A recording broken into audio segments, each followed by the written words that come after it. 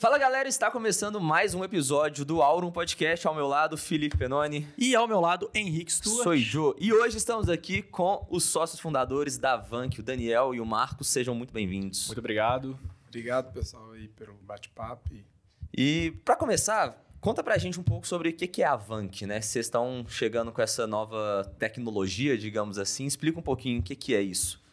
A gente está construindo o primeiro cartão unificador hoje da América Latina. Então, a nossa proposta é que o usuário tenha um único aplicativo e um único cartão para operar os cartões que ele já usa no dia a dia.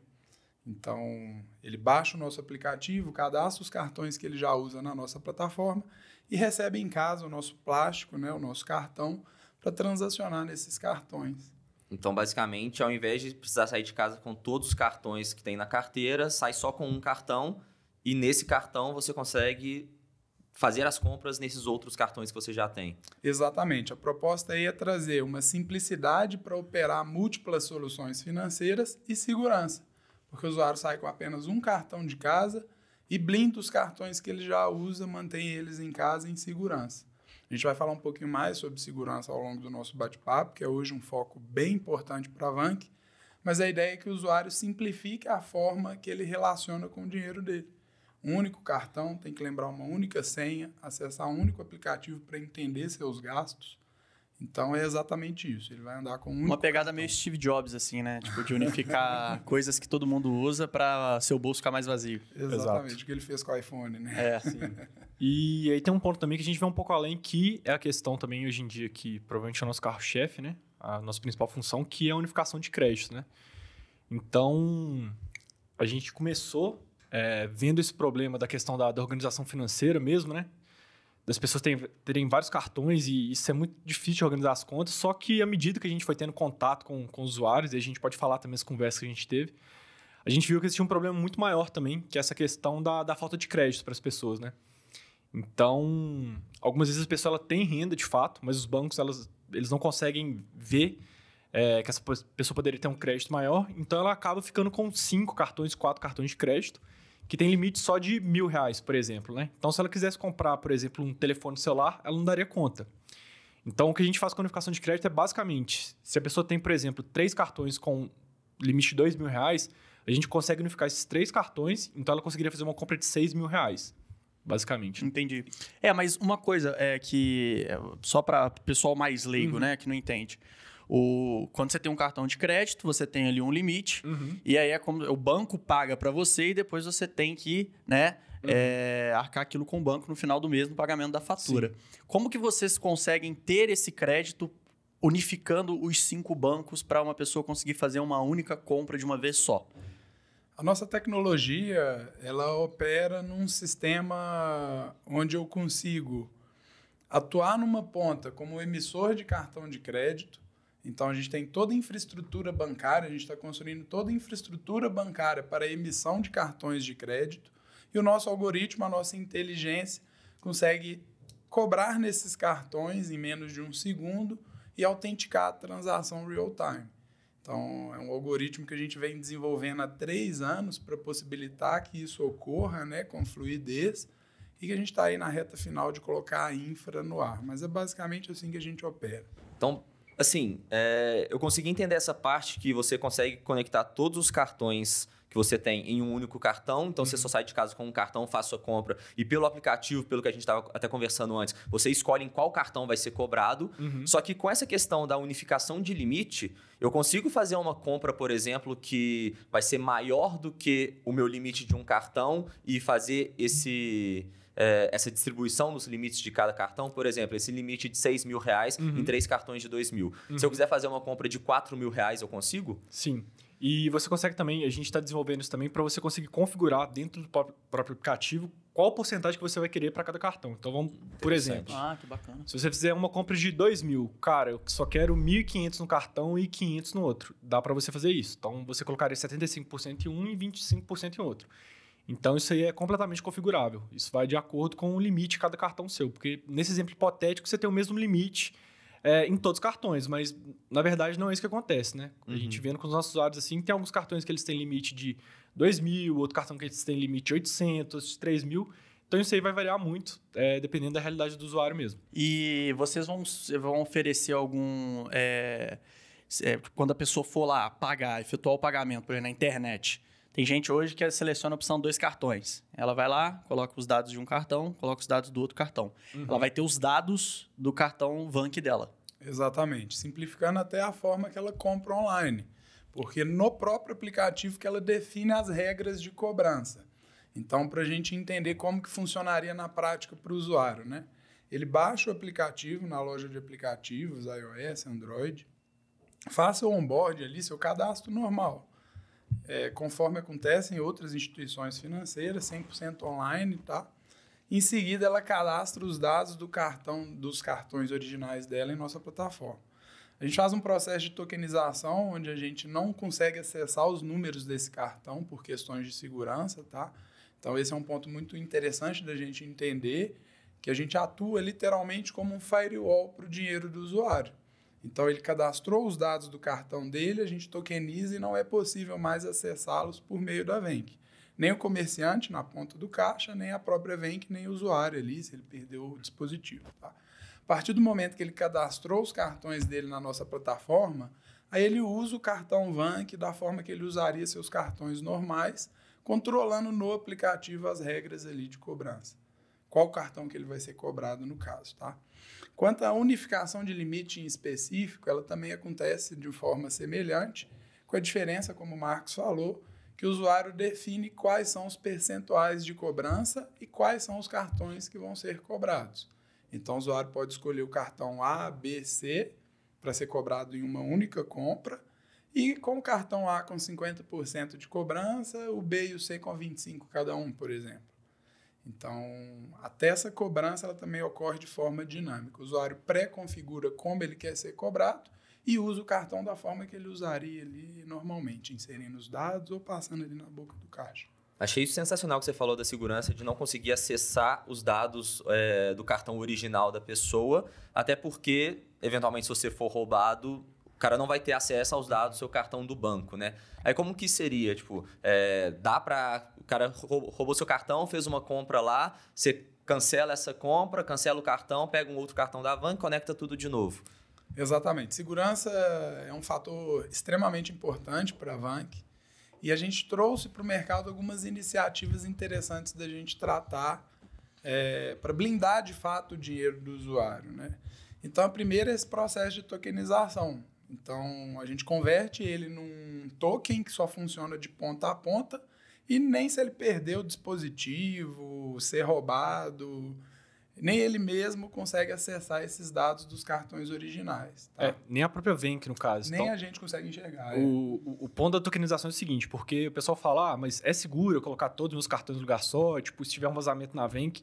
Então, a gente tomou cuidado para fazer o seguinte, depois que ele é tokenizado, nem nós mesmos vamos dar conta de ver. Então, por exemplo, se algum dia alguém invadir a Vanq, a única coisa que ele vai ver são os tokens lá que não querem dizer nada. Pra quem não sabe o que é token, só pra... É tipo uma criptografia. Claro, é uma criptografia. Um token é interessante a gente entender. É interessante a gente entender a diferença entre um token de criptografia, um token transacional e um token do assunto que está muito em alta em blockchain. São coisas isoladas. A Vanq tem até iniciativas em blockchain, mas tratando da tokenização, como ela acontece? O algoritmo transforma o número do cartão do usuário, CVV, esses dados sensíveis e transacionais, em uma criptografia mesmo, uma sequência numérica que não tem uso, porque ela só funciona de ponta a ponta. Então, ela converte esses números como se fosse uma criptografia mesmo, em uma sequência de números e letras aleatórias que não é possível usar para compras ou para outras circunstâncias, cadastrar em outros aplicativos, isso só funciona de ponta a ponta na transação. Então, ela converte esses números do cartão em dados inutilizáveis. E como que a Vanq surgiu? Como é que, de onde veio essa ideia? Foi alguma dor que vocês enfrentaram algum dia? Porque tem isso, né? Tipo, de startup. A pessoa passa na rua, tem algum problema, fala... E se eu tivesse um jeito de resolver isso, né? Vocês tentaram fazer alguma compra no cartão e não tinha limite, por isso que surgiu a ideia de unificar vários A limites? história foi muito legal. A Vank, de fato, ela tem por volta de 3 anos de existência, mas a ideia da Vank, ela surgiu por volta de 2013 para 2014, num desconforto meu pessoal. Eu atuei por muitos anos como executivo comercial, então eu tinha uma variação muito grande de salário e, consequentemente, eu usava múltiplos cartões para equilibrar as contas e manter tudo em ordem. Só que eu comecei um processo de gastar mais do que eu devia, justamente porque eu tinha muitos cartões, eu tinha que acompanhar muitas faturas. Às vezes eu esquecia de pagar uma fatura. Simplesmente por esquecer, eu tinha ali 5 cartões, esquecia da data de vencimento e pagava rotativo para o banco. É o clássico exemplo do brasileiro, Exatamente. né? O brasileiro médio passa muito por isso. E eu comecei um processo reverso, de cancelar cartões, abrir mão de benefícios para simplificar a minha gestão financeira.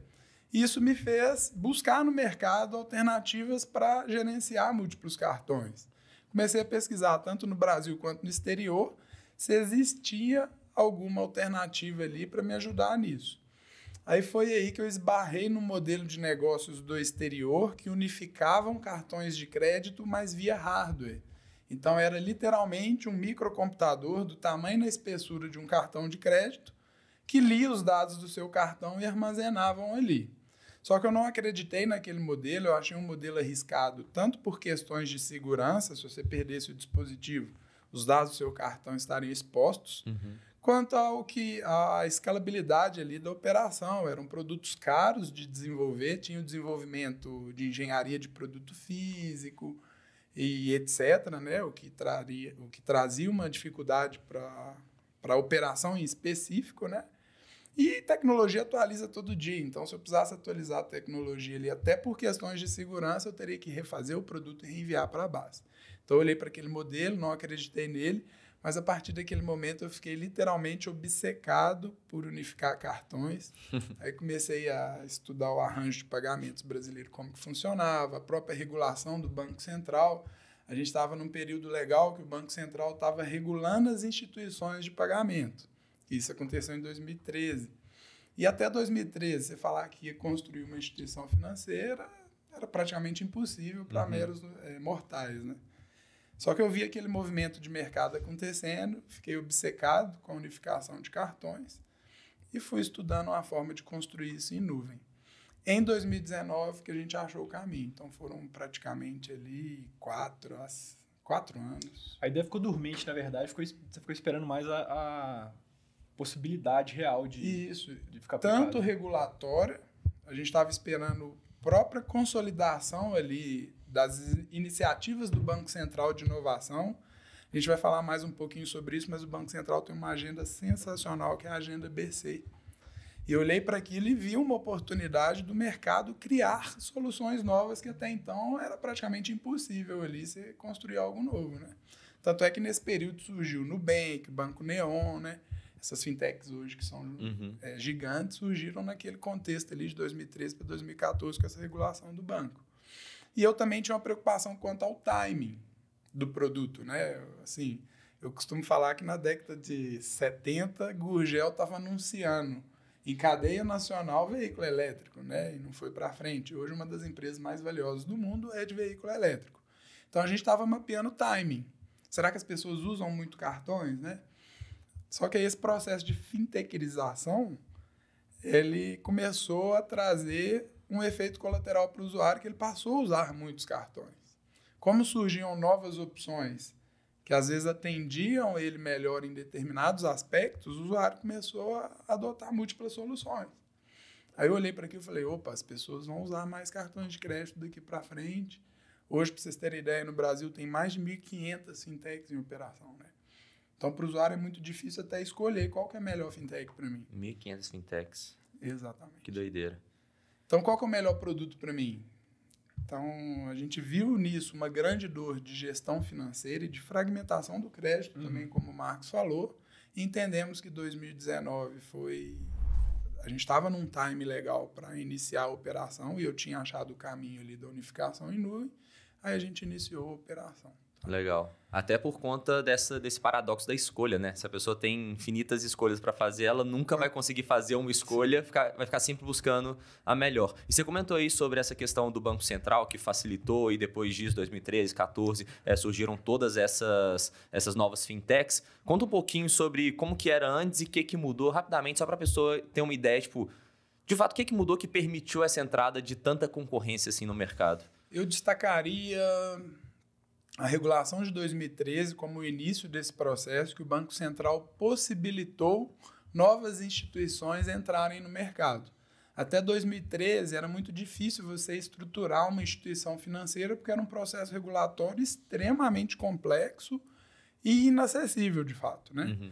Então, o primeiro marco do Banco Central foi regular as fintechs, as empresas de pagamento. Nesse contexto, começou a surgir mais concorrência no mercado. Então, estimulou o desenvolvimento de novos negócios. E em 2016, o Banco Central lançou mais uma iniciativa que eu também tiro o chapéu. Ele instaurou a Agenda BC+, que tinha como principal propósito ali trazer incentivar a competitividade, a concorrência, né? Simplificar a legislação e tornar o sistema mais eficiente. Então, nesse contexto, ela regulou, por exemplo, as sociedades de crédito direto, as fintechs de crédito, né? Uhum. Em 2 anos, ela regulou as fintechs de crédito e fez uma atualização na agenda BC e transformou ela na agenda BC hashtag, né? BC Jogo da Velha. Uhum. Que aí ela trouxe a iniciativa do Open Banking, do Pix, de fato modernizando o sistema financeiro nacional. Então, eu te falaria aí que o Open Finance, né, o antigo Open Banking, e a construção do Pix foram os principais avanços aí nos últimos 5 anos na parte regulatória, porque o Open Finance vai possibilitar tanto uma gestão financeira melhor para o usuário, quanto uma análise de crédito mais acurada por meio das instituições e, consequentemente, julgando o custo do crédito para baixo, por exemplo. Porque as instituições vão ter acesso a informações de todos os bancos da pessoa e com isso ela consegue fazer uma análise de fato qual que é a vida financeira da pessoa, né? E ela consegue dar um crédito mais confiável, digamos assim. Mais justo, e nisso diminui o custo dela com inadimplência e possibilitando baixar a margem, né? Uhum. Eu vou te dar um dado legal aqui, ó. Olha o potencial do Open Banking, de quanto ele pode movimentar na economia, ó. Em 10 anos, o Open Banking tem potencial de incluir 4,6 milhões de pessoas no mercado de crédito, ou seja, possibilitar que 4,6 milhões de pessoas que não tinham acesso a crédito tenham acesso ao crédito. E hoje você sabe quantas tem? Não tem esse dado. Porque não é muita gente, né? Eu não tenho esse dado. De cartões de crédito, eu sei. Hoje, gira em torno de 200 milhões de cartões de crédito aqui em circulação no Brasil. Eu vou até te falar um pouco do crescimento desses múltiplos cartões. Eu também tenho dados legais. E por que cresceu tanto assim? Por conta do limite. Tanto do limite, porque o que a gente percebeu? Então, já entrando no assunto de quantidade de cartões, olha a discrepância de 2020 para 2022. Então, em 2020, 50% da população tinha um único cartão, tá? E 9,6% da população tinham 4 ou mais cartões. Isso em 2020. E tinham aqui no Brasil em circulação 134 milhões de cartões, tá? Uhum. Em 2022, essa pesquisa é do Serasa. Em 2022, o Serasa divulgou essa mesma pesquisa e olha a diferença. Hoje está em torno de 200 milhões de cartões em circulação, porém a quantidade de pessoas com cartão de crédito permanece basicamente próxima ali, na faixa de 60 milhões de pessoas. Só que com mais cartões de crédito circulantes. Então, a média de 3 para cada. 3,3. Apenas 9% da população hoje tem um único cartão. Então, a gente saiu de 2020 para 2022 de 50% da população com um único cartão e hoje 9,6% da população tem um único cartão. E olha esse dado aqui, ó, 29% da população hoje tem 5 ou mais cartões de crédito na carteira.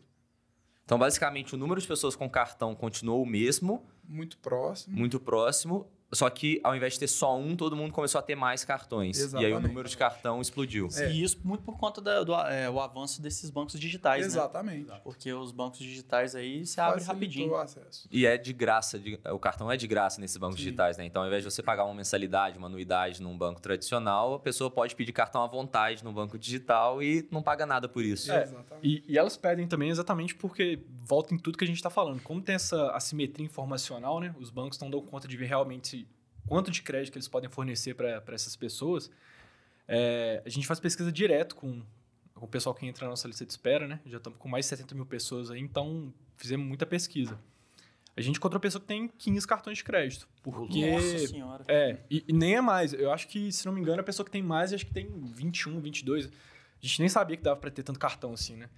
Mas tá surgindo um banco digital a cada esquina também. Cara, mas você tem, tipo, dois perfis que a gente chama. Você tem um profissional do cartão de crédito, que é uma pessoa que entende os mínimos benefícios que cada cartão dá. Então, tipo assim, para comprar passagem é esse, para milha é esse, para pagar X conta é isso, para comprar em tal marketplace é esse. Esse é o profissional. Agora tem outra pessoa também que não é por ser profissional, é por necessidade. Ela basicamente quer um crédito maior e ela vai fazendo cartão em todos os lugares até achar um que dê algum limite de crédito para ela, né? Então ela acaba, tipo assim, com vários cartões da carteira. Entendi. Sensacional. E por que demorou tanto tempo assim para vocês tirarem essa ideia do papel? Porque você falou que você teve a ideia em 2013. Quando que vai ser lançado, né? Se já tem opção, você falou de lista de espera, creio que não foi lançada ainda a opção da pessoa ter o cartão. Bom, eu dividiria isso em 3 fases, tá? A fase ali que foi de 2013 para 2014 até 2019 foi uma fase da gente entender o mercado. A gente queria entender para que rumo esse mercado ia, né? Será que o cartão de crédito vai acabar? Será que as pessoas vão usar muitos cartões agora que o Banco Central está possibilitando novas instituições? Então, a gente passou por uma fase muito extensa de pesquisa mesmo, no ambiente regulatório, o que é necessário para constituir uma instituição financeira, esse mercado vai ser um bom mercado no longo prazo. Então, a fase inicial ali de 2014 até 2019 foi uma fase de entender o mercado e entender para que rumo a economia ia, né? E de 2019 até 2021 foi a fase da gente construir o nosso arranjo. Então, como é uma tecnologia nova, né? A gente é o primeiro player da América Latina com essa proposta, a gente precisou negociar com basicamente a maioria dos fornecedores do mercado financeiro. Aí entra bandeira de cartão de crédito, nós negociamos com as maiores do mercado hoje, aí tem o processador. Então, a gente passou basicamente 2 anos negociando para conseguir construir o produto. Quando a gente fechou o acordo com esses parceiros, né, esses fornecedores de tecnologia, a gente iniciou a fase de captação, foi de julho de 2021 até dezembro de 2021. Foi a fase onde a gente estava trazendo funding para sustentar essa infraestrutura, que não é barata. Concluímos a captação em dezembro, e de dezembro para cá, a gente está dedicado a construir essa infraestrutura bancária. Então, basicamente, a gente está há 1 ano se adequando a nossa operação às regras do próprio Banco Central na parte de segurança da informação, compliance e risco. Então, é interessante a gente entender que colocar no ar uma instituição financeira não é simples e nem barato, né? E isso não é privilégio da Venk, essa demora, né? Isso não é característica única e exclusiva da Venk. A maioria das instituições que se propõem a operar no mercado gastam ali 2 anos, 2 anos e meio no mínimo, para construir essa estrutura robusta de segurança da informação. Isso é muito legal de entender, a gente não vê isso como ponto negativo, viu, pessoal? Isso mostra essa complexidade, traz para o usuário uma segurança, porque são complexos os processos de segurança, né? Já surgiu esse tanto de instituição financeira. Se fosse mais fácil ainda... e expor o dinheiro do usuário, né? ao risco. Se fosse algo simples e rápido, né? Não é... Hoje, programar um código seguro é, de fato, demorado. Então, isso é muito bom para o usuário. Entender que é complexo o processo de você estar regulado como uma instituição financeira. A boa notícia é que a gente já está na reta final, a gente já aprovou todos os acordos para operar, já construímos a infra, estamos na reta final para liberar o produto. Então, Já tem previsão desse lançamento aí? olha, data exata ainda não temos. A gente, até para não gerar uma falsa expectativa, por ser um processo dinâmico, onde existem diversos players envolvidos, a gente prefere não dar uma data exata, mas eu te falaria que a gente já concluiu mais de 95% do que a gente precisa para estar em operação. Então, toda a parte de bandeira está concluída, a processadora está na fase final, a própria embolsadora, que é quem de fato fabrica o cartão, já estamos com os cartões prontos, aguardando a fase final mesmo ali para liberar Legal. o produto. A gente brinca que a gente nunca subestimou quão complexo seria, mas a gente subestimou um pouco quanto tempo levaria para fazer isso, né? E aí, só complementando um pouco do que o Daniel tinha falado, se você pegar, tipo assim, porque até então ele que mais levou a Venk mesmo, né? Tipo, acabou que eu cheguei mais em dezembro do ano passado mesmo. Mas se você fosse ver a Venk como operação completa mesmo, depois da captação, a gente só tem 11 meses de empresa, né? Porque a maioria desse tempo que foi gasto, até por ele, por os outros fundadores que chegaram antes, foi basicamente para validar que o modelo era possível, que não era loucura, porque ele não comentou aqui, mas várias pessoas falaram que era simplesmente impossível fazer o que a gente está fazendo, que não tinha como, que ninguém nunca tinha feito isso, que não sei o quê. Enfim. Toda inovação, vamos falar isso, né? Toda inovação, né? Então, foi esse período aí e até conseguir o nosso investimento, né, inicial, porque você colocar uma operação igual a nossa para rodar não é barato, né? Não dá para, tipo, você fazer um bootstrap mesmo, começar sem grana e fazer o negócio virar. Infelizmente, você precisa de um... Qualquer instituição financeira, meio de pagamento, precisa de muito dinheiro, tanto para colocar as coisas para rodar, quanto pelas burocracias, eu acho, do Banco Central também, né? Você tem muita questão de compliance, de segurança, etc., que você precisa tá obedecendo, né? E você precisa contratar profissional, você precisa fazer várias coisas que demandam recurso, né? Não é algo que simplesmente você pode pegar, qualquer leigo pega e faz. Você demanda profissionais. O que é bootstrap que você falou? Bootstrapping é basicamente uma... Não diria que é uma sigla, não. É um termo que o pessoal utiliza quando você começa um negócio, basicamente fazendo ele próprio se financiar. Exato. É como se começasse sem grana nenhuma, então você faz um bootstrapping, né? Entendi. Sem fazer rodada de investimento externo assim, para pegar dinheiro. Igual a startup sempre fica queimando caixa e tudo mais. Você vai... O próprio negócio já vai rodando sozinho, né? O capital do fundador mais o que o negócio gera de receita. Bootstrap é fazer na raça ao dobro, basicamente. Sem né? trazer investimento externo. Exato. Né? E a gente rodou Bootstrap por mais de 2 anos e meio. Sim. Então, desde 2019, que a operação está no ar, com time, com desenvolvimento, mas sem capital externo.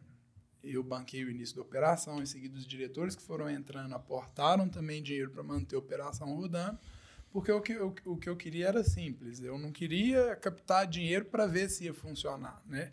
A gente é muito sério quanto à captação, quanto a recursos de terceiros, então enquanto eu não tive a certeza que o produto ia rodar, eu não captei 1 centavo externo, né? Para a gente era muito importante essa credibilidade com o investidor, porque os nossos planos são ambiciosos. Sim. A gente não é nem o começo, o cartão unificador não é nem o começo do nosso ecossistema. Então, para a gente era muito importante manter a credibilidade, provar que o modelo funciona antes de trazer capital externo. Saquei. E, assim, formalmente, sei lá, juridicamente, como que vocês se enquadram? Que tipo de instituição financeira vocês são e vão ser no futuro também? Administradora de cartões de crédito. Uma administradora de cartão. Basicamente, assim, no geral, o que é uma administradora? O que ela faz? Uma administradora de cartões de crédito estrutura o modelo de cartões de crédito sem ter o funding próprio da garantia. Eu vou te explicar o funding. Quando alguém entra em inadimplência numa empresa de cartões de crédito, é necessário ter fundos para cobrir aquela inadimplência, porque o lojista que recebeu o cartão, ele nunca tem default, ele nunca fica sem o recurso.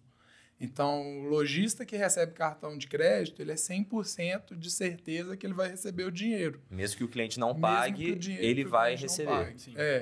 Inclusive, a gente tem que depositar milhões de reais na bandeira como colateral para caso tem essa inadimplência e a instituição não arque, a bandeira pega desse colateral, dessa garantia e cobre, né? Então, o estabelecimento nunca fica sem o recurso. Só que se o cliente deixa de pagar, esse recurso tem que vir de algum lugar.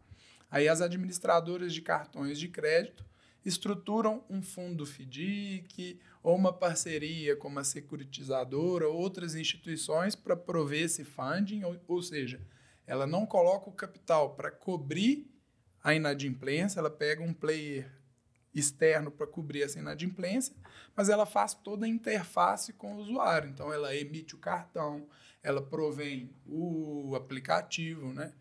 Então, basicamente, é essa... Ela faz tudo, menos assumir aquele risco de inadimplência do mas cliente. Aí, o que acontece? Essas instituições elas são obrigadas a terem ou esse fundo instituído ou outras formas também de ter essa garantia. Que o Banco Central ele regula da mesma forma, né?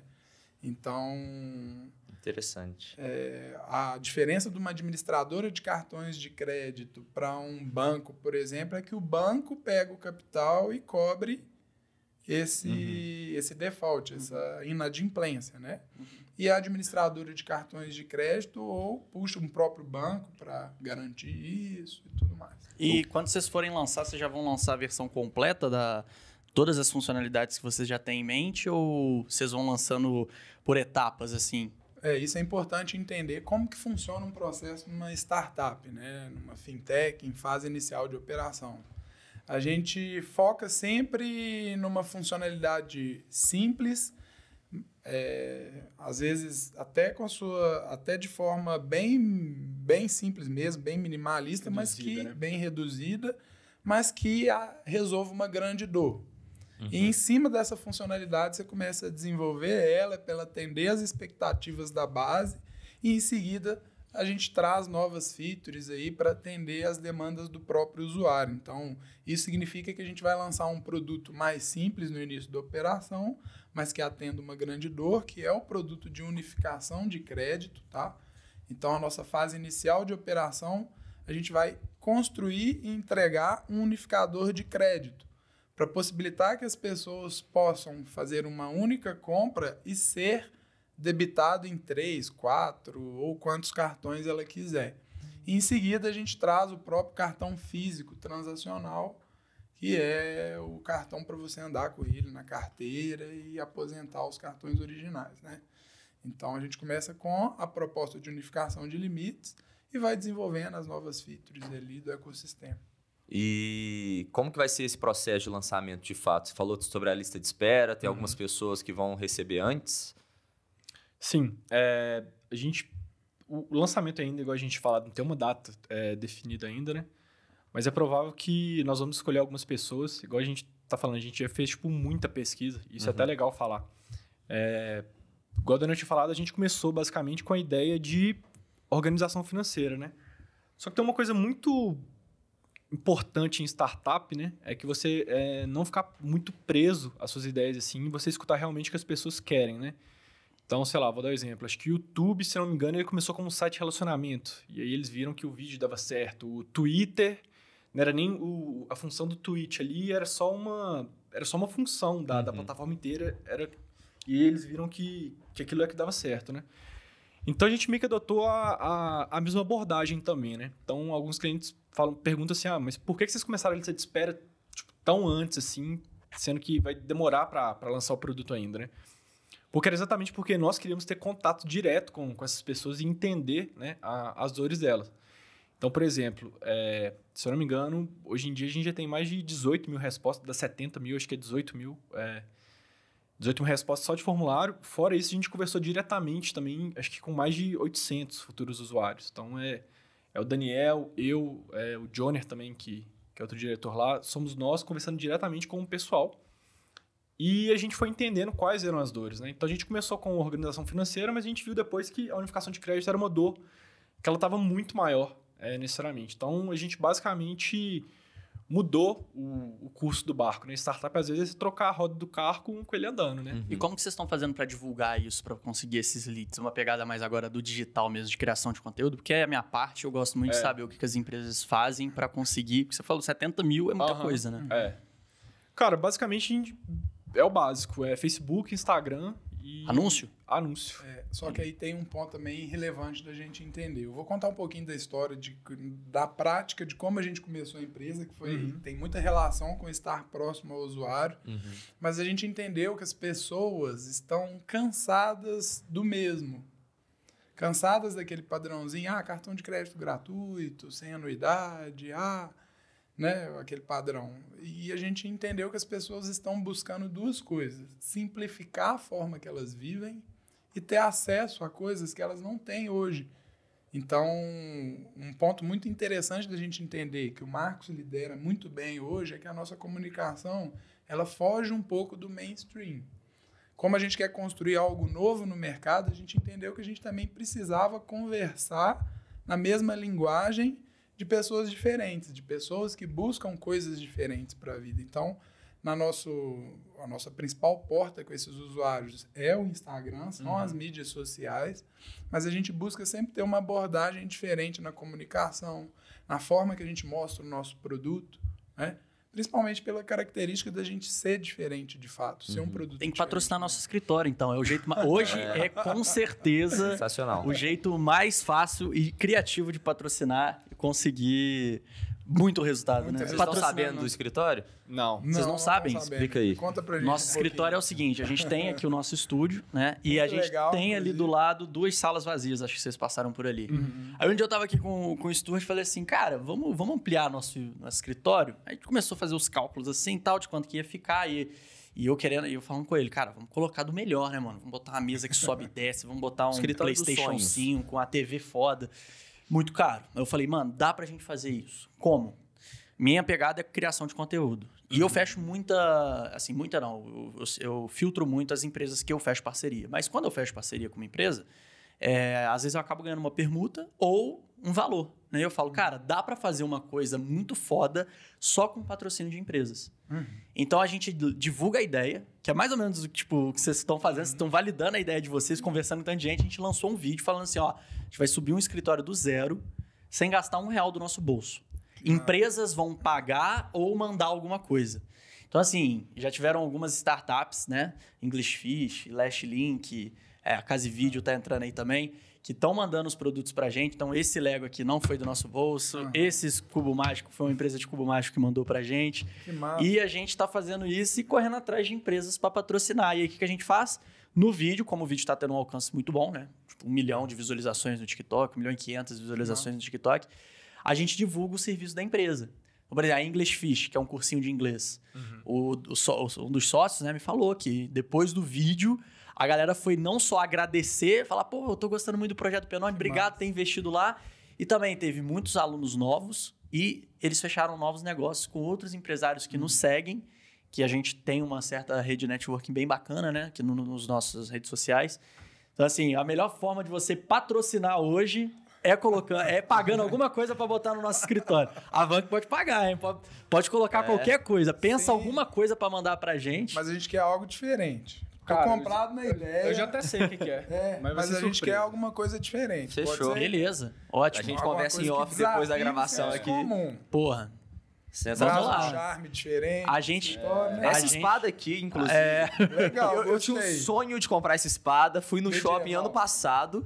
Olhei o preço assim, vai continuar só um sonho. Aí na hora que a Englishfish passou pra gente o dinheiro pra gente comprar, qualquer coisa que a gente quisesse pra colocar no escritório, eu falei, a primeira coisa vai ser uma espada. E eu vi esse Camp Nou de E Lego dito e aqui, feito. né? Falei um Muito dia, legal, um dia eu vou cara. ter. Eu acho Aí, o máximo essas Até aquelas cenografias. mesas que sobem e descem automaticamente, você aperta um botão, a mesa sobe, chegou, a gente tem que Trabalhar montar, em mas pé. tá lá já. Cara, pra trabalhar em pé é muito doido. Então, assim, a gente dá liberdade pra empresa pensar. O que vocês Não, deixa quiserem pra aí, gente, mandar não, pra não. gente. Eu já sei o que é. Já, né? Já.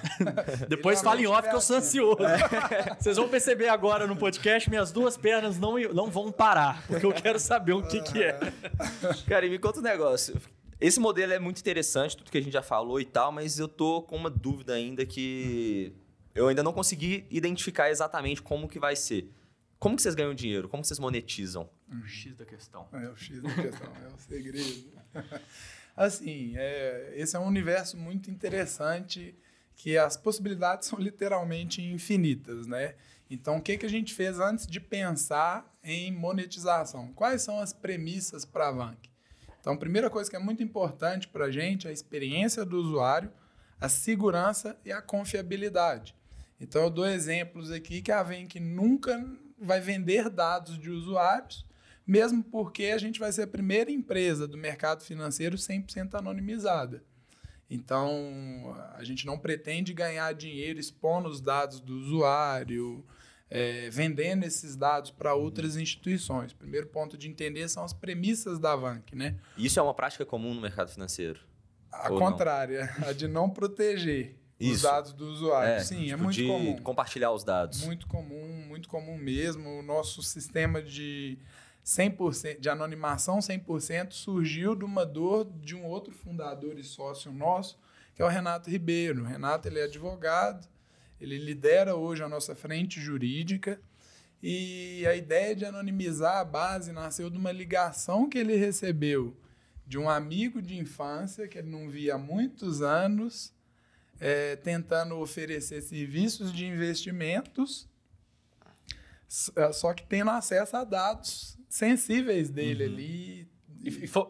O timing foi muito estranho, porque eu acho que ele fez um investimento alto, foi alguma coisa assim, ele aportou o dinheiro e, tipo assim, cara, imediatamente esse amigo dele meio que apareceu pra ele. Amigo de infância que ele não via há muito tempo. Aí o Renato olhou para aquilo e falei, não. Aí depois a gente compartilhando com os players do mercado, hoje a Avanc é muito conectada com players de influência, tanto no mercado financeiro quanto na frente executiva, e pessoas que já construíram operações financeiras falaram, não, isso daí não é nem a ponta do iceberg. Hoje, os dados do usuário, de fato, não têm uma segurança quanto ao compartilhamento e o acesso da base, né? Mesmo com a LGPD entrando agora. Mesmo com a LGPD. E é interessante a gente entender também que mais de 70% das fraudes, elas acontecem por engenharia social. Então, ou é um funcionário que vaza dado, ou na hora de você pagar ali no posto, alguém tira foto dos seus cartões. Então, por que eu estou falando sobre tudo isso? Porque antes da gente estruturar como a gente queria ganhar dinheiro, a gente estruturou nossos valores. Quais são os valores da Avanc que a gente não está disposto por dinheiro quebrar e nem por outras circunstâncias, né? Então, a segurança, a venda de dados, isso não é fonte de receita para a Avanc. Onde a Avanc faz dinheiro de fato? Nosso modelo vai ser um modelo freemium, onde a gente vai ter um plano gratuito e os planos de maior valor agregado, onde o usuário vai pagar uma assinatura para usufruir dos benefícios completos, tá? Então, a primeira fonte de receita aí da nossa operação é essa. E à medida que a gente for desenvolvendo o nosso modelo, a gente vai começar a entender onde que a gente faz, de fato, o dinheiro, né? Então, hoje a gente nasce como uma empresa freemium, mas ao longo do tempo a gente vai estruturar novas avenidas de receita. Hoje a Avanc tem muito uma postura de construir negócios lucrativos e saudáveis. Então, justamente para garantir a segurança do usuário, né? Então, eu não ganho dados, eu não ganho dinheiro com seus dados, né? Mas para manter a empresa eu preciso de recurso.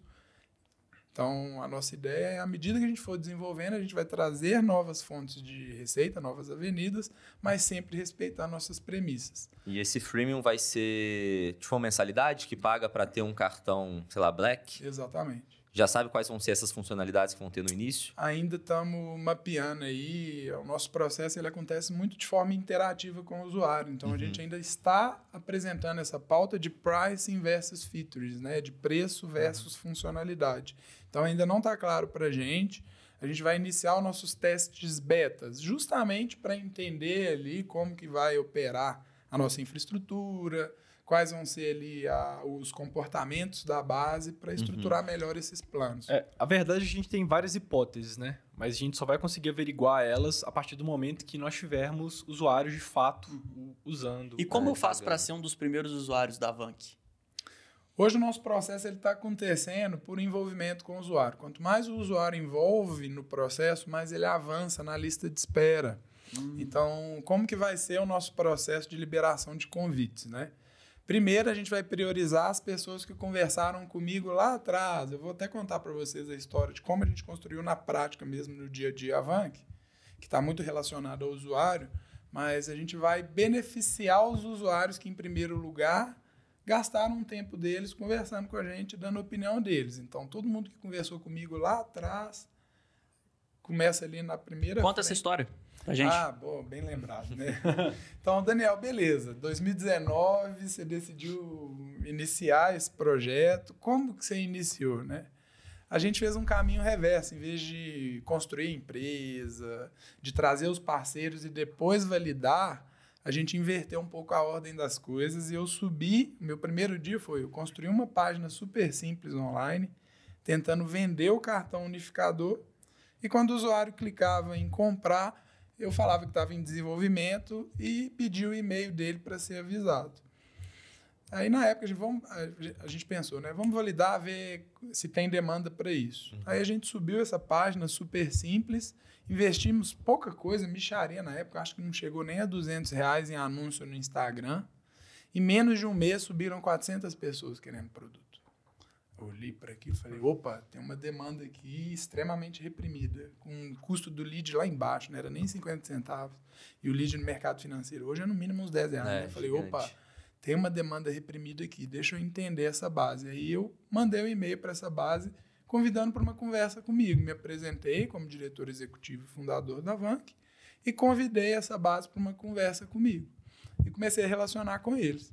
Ia colhendo feedback, ia buscando entender não o que eles queriam do produto, isso o Marcos fala muito.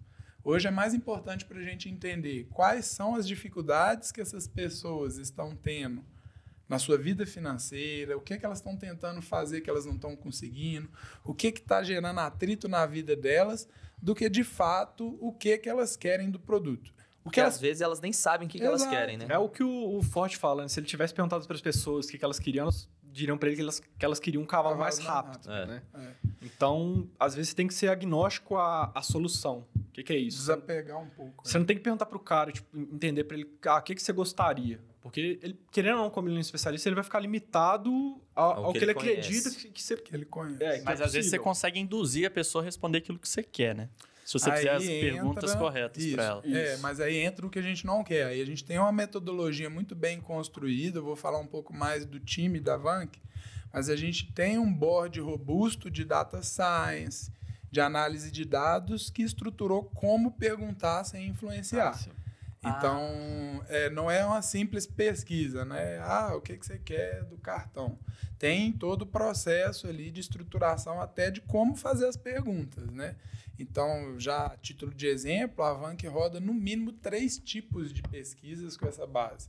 Eu tenho desde pesquisas quantitativas e qualitativas, quanto pesquisas de conjoint analysis, por exemplo, que mapeia feature versus pricing, né? Então, a gente sempre... Traduz para o pessoal, então.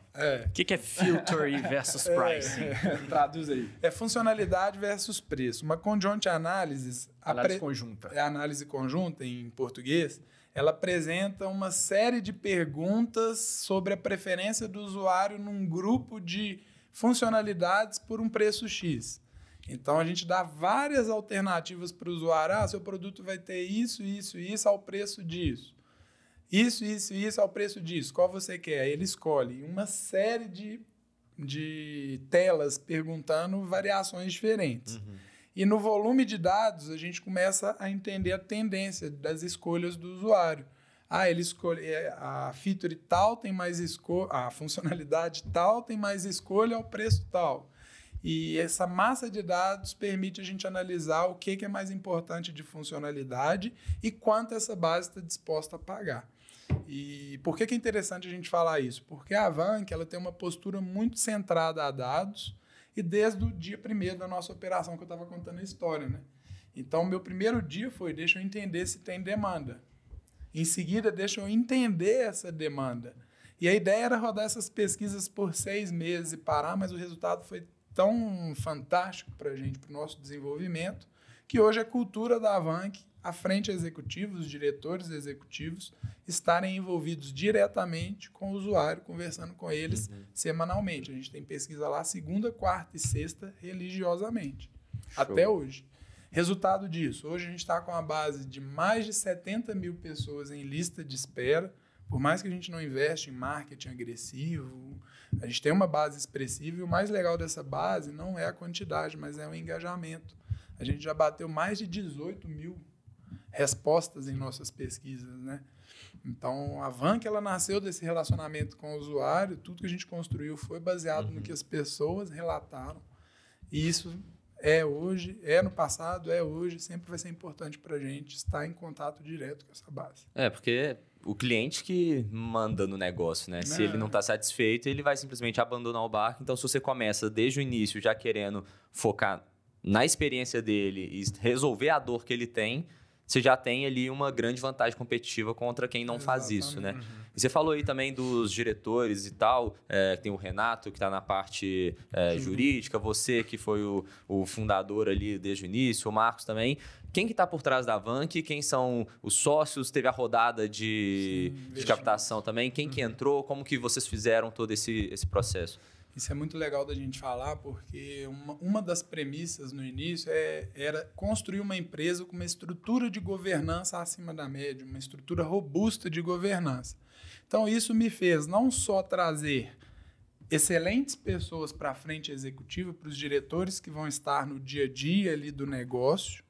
Então, hoje, falando da frente executiva, são 6 diretores, inclusive sócios da operação, liderando toda essa revolução, né? Aí tem eu na frente executiva, o Marcos Magalhães na frente de growth, o Renato, como mencionado, diretor de crescimento. A gente ainda tem o Rômulo Santana na parte de tecnologia, ele é o nosso CTO, o Rômulo, Mestre dos Magos, apelidado, e ele é um cara assim, tem mais de 20 anos de experiência em engenharia de software, deve estar beirando 25 anos de experiência com TI em geral, formado em sistemas, em física, um ponto fora da curva que lidera a tecnologia, o algoritmo em si.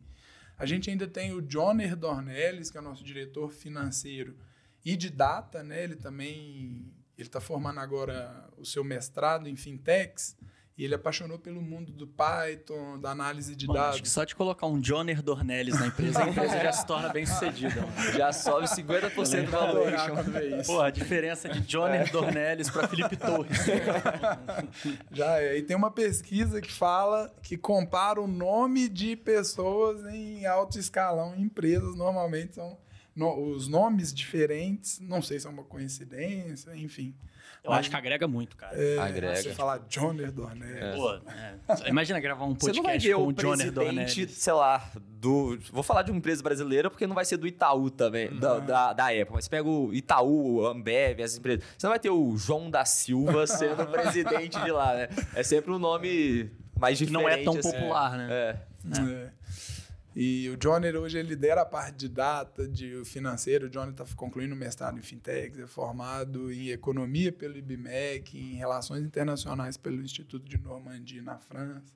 É outro ponto fora da curva. E a gente ainda tem o Hermano Araújo. O Hermano, ele junta o melhor dos dois mundos. Ele é do mundo de tecnologia formalmente, ele formou em sistemas, foi engenheiro de software por muitos anos, mas fez um shift de carreira para o mercado financeiro, atuou por muitos anos no mercado financeiro também. O Hermano está na frente de operações, tá? Então, aqui é a frente executiva. Só que, como eu mencionei, a gente sempre foi muito preocupado com governança. A gente sempre quis uma estrutura robusta de governança. Então, eu comecei a construir um board de diretores consultivos. Um board consultivo na Vank, que são as pessoas que eu recorro para ser mentorado, para trazer ali as dificuldades do negócio e me ajudar ali com capital intelectual. Então, eu trouxe o Leonardo, que ele foi por muitos anos diretor da Vale, tá? Comandando ali por 2 décadas as operações internacionais da Vale. Ele fundou 2 fundos de investimento, a Mergus Venture e a Coins Capital. E o Léo me ajuda muito na parte de operações e funding, de mapeamento de mercado de VCs, de Venture Capital e por aí vai. Em seguida eu trouxe... Pô, uma galera, hein, cara? Tem uma turma boa. Ó, e olha só quem tá nesse board, que bacana. Eu ainda tenho o Gustavo Caetano. Gustavo Caetano, ele é muito famoso no mercado de inovação e startups, empreendedorismo em si. Ele é até considerado o Mark Zuckerberg brasileiro, é o fundador da Sambatec. Isso, fundador da Sambatec. E o Gustavo me ajuda muito nessa parte de modelagem de negócios, inovação e networking. O Gustavo hoje me conecta com os maiores líderes do Brasil. Inclusive o Gustavo que conectou vocês com a gente. Né? Os maiores. Nós estamos na lista do top 10. Nós estamos no top 10 líderes do Brasil. Então o Gustavo me ajuda muito nessa parte de inovação e de network. A gente ainda trouxe o Felipe Veloso. Carecones, vulgo Carecones. O Felipe também desafia o senso comum total. Ele foi por muitos anos quant do Bank of America, ou seja... Que isso, cara? Ele foi, na verdade, ele foi colega... Esquadrão, na verdade, ele foi colega de sala meu, né? E o Felipe sempre foi um cara muito aplicado. Ele basicamente foi lá para os Estados Unidos com uma bolsa, deu raça lá e acabou virando VP hoje do Bank of America lá. Então ele estava em Wall Street, ele é quant lá. E fora... Ele era quant e foi promovido agora a VP. E acabou o seguinte, por você ter uma restrição, quando você está trabalhando em bancos, assim, você não pode trabalhar com o mercado financeiro, ele começou a trabalhar com cripto, né? Então, hoje em dia, se não me engano, uma das maiores coleções de NFT do Brasil é dele. Freezing Fox. Ele tem uma das maiores comunidades de cripto também. E ele é tipo assim... É o Criptomestre no Instagram. Depois vocês entram pra conhecer. Não, velho, de cara com a equipe deles, mano. Não, calma que tem mais. Calma, tem mais. Quando você acha que acabou... Pô, não, de cara, seleção brasileira, mano. Em seguida, a gente trouxe o Andrei Nuzzi. O Felipe, ele ajuda muita gente na parte de banking e cripto, tá? A Vank tá olhando muito pro mercado descentralizado. Em seguida, a gente trouxe o Andrei Nuzzi. O Instagram dele também é @AndreiNuzzi. O Andrei, ele foi VP do JP Morgan por 8 anos. Isso. E hoje ele é residente na Suíça, inclusive. E decidiu fazer um shift de carreira também para o mercado de cripto. Tem uma comunidade impressionante no Instagram de cripto. E o que eu gosto do Andrei é que ele traz uma visão muito econométrica para o mercado de cripto, muito fundamentada ali na construção que ele fez por muitos anos no segmento de banking, tá? E o Andrei ajuda muita gente também na parte de banking e cripto. Em seguida, a gente trouxe o Eugênio Kanner. O Eugênio Kanner, ele desenhou o modelo econométrico do Nubank, ele atuava como advisor de data science do Nubank. Ele foi engenheiro na parte de data do CERN, que é o maior instituto de física do mundo, que tem um acelerador de partículas lá na França. Ele era um dos engenheiros de dados lá. E fundador da Murabey, que é uma das maiores empresas de data science do Brasil. O Eugênio, que ajuda a gente a estruturar o nosso departamento de data science. A Vank está olhando muito para o mercado de data e a gente já nasce estruturado para o mercado de data. A gente ainda tem o Marcelo Miranda. O Marcelo Miranda é o atual CEO da Consoles, que é uma multinacional do ramo de construção civil. Inclusive, ele foi o CEO da Precon, aquela empresa de engenharia aqui de Belo Horizonte, muito conhecida, tá? E às vezes você pode perguntar, né? Poxa, trazendo alguém de construção civil para uma fintech, me explica isso aí, Daniel. Para construir um negócio bilionário. Para construir um negócio com a base sólida, né? Mas não foi isso, não. A ideia era trazer pessoas com visões diferentes. E não só isso. Como eu falei, a gente é muito atento à governança e o Marcelo, ele tem uma experiência muito grande em governança porque ele foi líder de empresas, inclusive listadas na Bolsa. E para fechar o board, a gente ainda trouxe a Sônia Jarvis. A Sônia Jarvis, ela é do board de diretores do Federal Reserve. É uma polímata nata, né? Ela entende muito de business. Aquela pessoa que ela é boa em tudo. Tem pessoa que é mais ou menos, ou dá conta de ser bom só em uma coisa, ela é boa em tudo, cara. Estatística, programação. Tipo eu, assim. Tipo você. Tipo você. Nesse caminho. Excede da humildade também. Essa humildade. Brincadeiras à parte. Brincadeiras à parte. Toda brincadeira tem um fundo de verdade. E a Sônia, ela ajuda muito a gente também na parte de data science ali, em estruturar esse modelo de análise de dados e análise dos usuários, né? Então, a gente tem esse board consultivo que ajuda muita gente nas dificuldades do dia a dia. E a gente ainda tem o board de investidores, né? Como a gente falou, é uma operação que não é barata estruturar, então a gente também trouxe fundos e investidores pessoa física também relevantes. Aí eu destaco aqui, por exemplo, o André Palles e o Túlio Ked, que são os fundadores da Raccoon, que é a maior operação de marketing hoje na América Latina, né? Então, eles são pessoas que não só entendem muito de negócio, mas são extremamente bem conectadas nos seus relacionamentos interpessoais. A gente ainda trouxe o fundo XL Venture Capital, que é um fundo bem discreto, mas focado em fintechs. O Marcelo Miranda, que é legal falar também, que acompanha a gente como advisor, também quis aportar na operação, isso é um motivo de muito orgulho para a gente, uma pessoa que acompanhou o nosso dia a dia ali, a forma que a gente gerencia a empresa, resolveu colocar capital do próprio bolso na operação. O Leonardo também fez o mesmo caminho, tá? O Leonardo, que é advisor, ele tem um fundo de investimentos que chama Mergus Venture Capital, que também aportou na operação. E o mais recente foi a Opus Capital, que é um fundo também de proporções bem relevantes. Hoje, se eu não me engano, eles têm 7,2 bilhões em ativos e também aportou na nossa operação para trazer essa robustez financeira. Sensacional. E a gente conseguir construir aí. Seleção brasileira por trás. Se eu não me engano, eles estavam na época do BTG, né? Cara, no começo, do Pactual. do Pactual, né? Depois que virou o BTG Eles eram Pactual. executivos do Pactual. Como que vocês conseguiram juntar tanta gente foda, assim, tipo, e onde vocês querem chegar com essa galera? Porque, pô, se vocês forem trabalhar junto, eu acho que vocês vão dominar o mundo, mano. Tipo...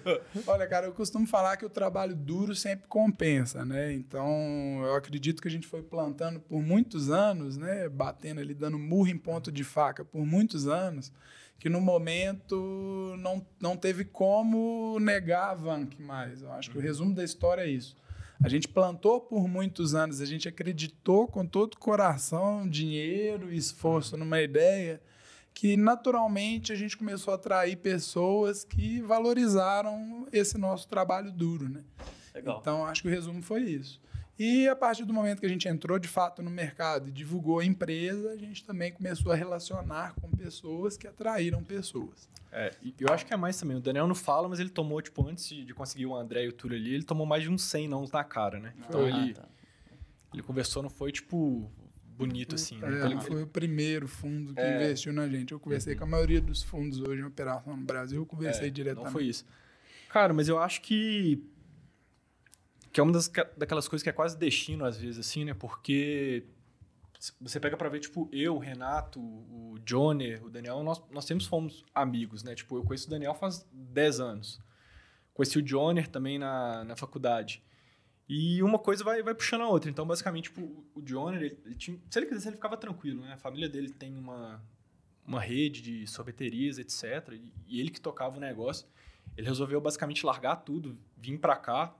Eu também estava fazendo outras coisas e resolvi largar para ir no projeto, porque, pelo menos, nossos fundadores, todo mundo acredita que é o projeto da vida, né? Ninguém, tipo, tá fazendo a paradinha mais ou menos, ou então, igual as pessoas fazem, vamos só construir alguma coisa aqui e vender e... Não. Tipo assim, né? Fizessem a camisa, literalmente. Eu acho que tem uma... eu acho que tem uma coisa que as pessoas percebem isso, que a gente tá realmente, tipo assim, dando o sangue. Cara, eu não queria, tipo assim, óbvio que eu não tô falando isso que você falou, que você acabou de falar isso agora. Mas quando vocês entraram aqui na sala, eu conheci vocês hoje, eu senti isso. Sério? Eu senti de alguma forma, eu não sei o que foi... Mas eu falei, mano, esses caras têm cara de que trabalha pra caramba, velho. Tipo assim... Acho que foi olheira, não foi, não? Não, tipo, pior que não, vocês estão até bem. Tem uma galera que vem aqui que trabalha muito menos e tem uma cara muito mais de acabado. Mas eu senti que vocês trabalham bem, assim. Deu pra ver. Eu falei, mano, eu tenho certeza que o papo com eles vai ser bacana, porque os caras parecem que entendem. E a gente vê que você entende, que você não gaguejou nenhuma hora. Vocês explicaram de ponta de cabo a rabo como é que funciona a empresa de vocês. Então, assim... A gente, a ponto de sentir isso, eu imagino quando você ainda vai querer fechar e vai numa reunião para fechar negócio. A energia deve ser algo bizarro, né? A gente até arrepia de escutar, né, Marcos? Porque a gente costuma... Marcos fala muito isso. A gente só vê as histórias de sucesso por aí. A gente não vê o que foi necessário para chegar lá, né? Eu, particularmente, eu decidi estar aqui onde eu estou hoje com 12 anos de idade. Então, eu me esforcei e abri mão de tudo na minha vida desde os 12 anos de idade. Então, de fato, não foi simples estar aqui, mas a gente acreditou no trabalho duro e seguimos em frente aí, por mais que os nãos tenham sido extremamente evidentes, né? Eu conversei com mais de 100 fundos, igual o Marcos falou, para escutar o primeiro sim, né? Então, a gente fica muito feliz de ter esse feedback, porque, de fato, esse aqui é o projeto de vida de todo mundo que está envolvido. Legal. Sensacional. Estão só conversando, inclusive, ano que vem queremos parte 2 também, na hora que o negócio estiver voando. Bora, Não pode esqueçam contar da com a gente, voltem para cá para contar os próximos passos que vocês vão seguir. Obrigado pelo papo, foi fenomenal. Palavras finais e onde que a galera pode encontrar vocês, a Vank, o que vocês quiserem deixar aí nas redes sociais. Eu queria fechar compartilhando um pouco do nosso sonho de longo prazo, tá? Às vezes, conhecendo o nosso negócio agora, parece que a gente quer se limitar ao cartão de crédito, mas não é. O nosso maior sonho é construir uma plataforma que vai unificar o mundo financeiro das pessoas. Um único ponto de acesso para essa vida financeira fragmentada, né? Então, a gente não para no cartão de crédito. A gente tem outras iniciativas tão legais quanto para simplificar e facilitar a vida financeira das pessoas. Então, quem se interessou pelo nosso produto aqui, pelo nosso desenvolvimento, acompanhe a nossa jornada. A gente está construindo muita coisa legal, muita coisa que não existe no mercado financeiro hoje. Então, acompanhe a nossa construção e acesse o nosso site para entender melhor o que a gente está construindo, que é vank.com.br. vank.com.br. Lá você consegue acessar nosso Instagram, a gente comunica bem legal no nosso Instagram com algumas postagens interessantes. Acompanha a nossa trajetória aí que vai vir muita coisa legal e conta com a gente em qualquer momento aí para estar próximo ao podcast de vocês. E eu vou pensar... próxima vez eu quero que vocês trazem o Johnny Dornelles. Não, ele queria vir, a gente esqueceu dele. Aí não é. Era pra ele pegar 1 milhão de visualizações. Desculpa, Johnny. O Daniel até falou comigo, e o Johnny? Eu falei, nossa, agora já era. Ele tava chegando aqui. Não, o próximo tem que ter Johnny A Dornelles. gente vai trazer o Johnny na próxima e vamos pensar lá na contribuição para o escritório. Não, com certeza. Pô, por favor, cara, a gente quer muito levantar, da mesma forma que você tem esses... construir o sonho de você, a gente quer ver esse escritório bonito, velho. Não, só com o apoio de muitas empresas aí pra gente conseguir fazer. E a gente entrega um resultado muito bom, né? Não é aquela coisa que, vou fazer porque eu gosto de vocês. Não, a gente entrega um resultado bem legal. Isso aí, pessoal. Obrigado pela participação. Obrigadão. Foi fenomenal esse papo. Muito bom, muito bom. Bacana mesmo, gostei muito. Deixem um like. A gente também não falou da Mínimo, mas a gente vai deixar o link aqui na descrição. Esquecemos de falar do nosso patrocinador. Mas 20% de desconto pra vocês aqui na descrição. Camiseta básica, minimalista, igual a gente tá usando aqui. Como sempre, né? Vocês já estão acostumados, então é isso. Tamo junto, obrigado, valeu. Cupom Auro20. Auro20, tá aqui embaixo. 20% de desconto. E se você estiver assistindo isso em novembro, tá rolando Black Friday da Mínimo com vários descontos. Beleza? Valeu, tamo junto, valeu, abraço. Galera da Vank, é nóis. E tamo junto. Erro de gravação, tchau.